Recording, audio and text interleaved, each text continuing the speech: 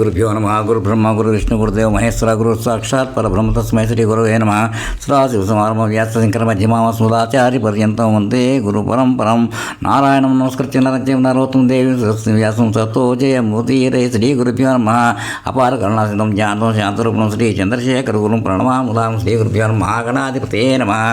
ఈరోజు ముత్తుస్వామి దీక్షితారు రచించినటువంటి మాయేతుయాహి అనేటువంటిది సుధా తరంగిణి రాగంలో ఉంది. అది కీర్తన నేను చిన్నతనంలో నాన్నగారు పాడుతుంటే వినడమే. అది నేను చూసుకుని వాయించుకుని ప్రాక్టీస్ చేయండి అప్పుడు చేశాను, ఇప్పుడు చేయట్లేదు. కాబట్టి అలాగే వాయిస్తాను, వచ్చినట్ల వరకు పాడి వాయిస్తాను. ఇప్పుడు మీకు పాట గాయనం వేరేగా ఉంది. పాట అంటే సంగతులు కొన్ని పలికినా పలకపోయినా కానీ పర్లేదు. ఇప్పుడు ఇదేంటి పాడుతున్నాను ఇప్పుడు దాంట్లో చెప్పి మీకు. ఇది ఏంటంటే మాయేతుయాహి అన్నది తరంగిణి రాగం అంటారు. ఆ తాళంలో సాగుతుంది.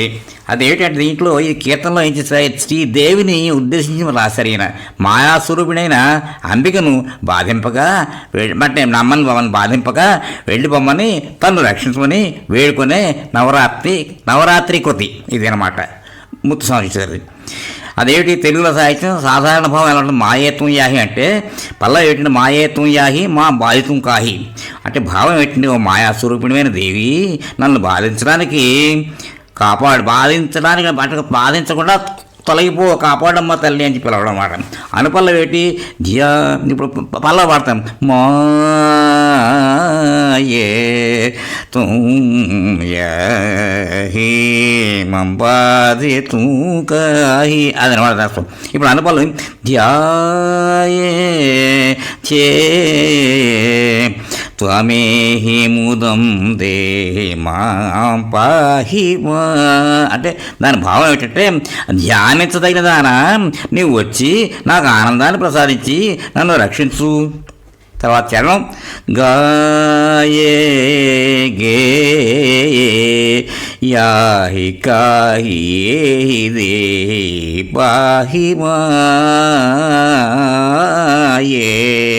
తూయహి ఇది ఫస్ట్ చరణంలో. భావం ఏంటంటే ముస్లిం సైడ్లో గోపుచ్చేది అక్షరాలు తగ్గుతూ వచ్చి ఎవరికి దీన్ని కీర్తిస్తూ రక్షించమని వేడుకోవడం మన ముఖ్య ఉద్దేశం. భ్రాంతి నుండి విముక్తి కలిగించమని అమృత స్వరూపిణి లలితాదేవి లేదా రాజరాజేశ్వరిని ప్రార్థిస్తారు. సుధాతరంగిణి రాఘవదేవి యొక్క ప్రశాంతత దయామయ రూపానికి ప్రతీకగా నిలుస్తుంది.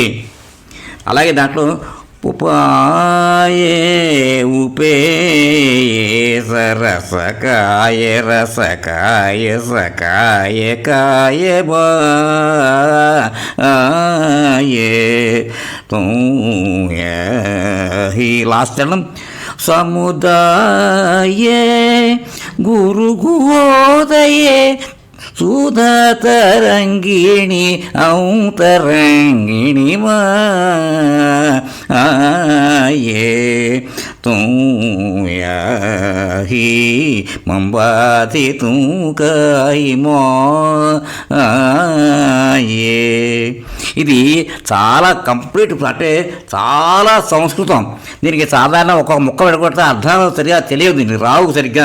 ఒక పండితులను అడిగినా కానీ కూడా పాపం ఎంత చెప్పారు అలా, కానీ దీని భావం మాత్రం చెప్పగలిగారు. అందుకోసం ఆ దీక్ష రాసిన కీర్తన బ్రహ్మాండం కీర్తన ఇది. చక్కగా అది ఈ పిల్లలకి అందరికీ చక్కగా నేర్పించండి. ఇంత మంచి మంచి కీర్తనలు అన్నీ ఉన్నాయి.